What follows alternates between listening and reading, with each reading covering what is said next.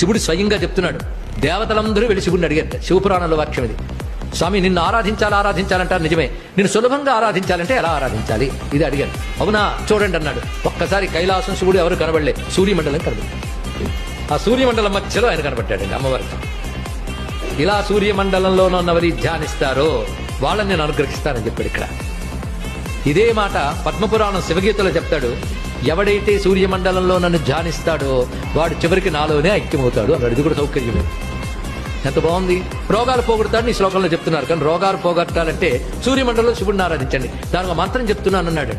నమః శివాయ సాంబాయ సగణాయ ఆదిహేతవే రుద్రాయ విష్ణవే తుభ్యం బ్రహ్మణే సూర్యమూర్తయే. అందామా?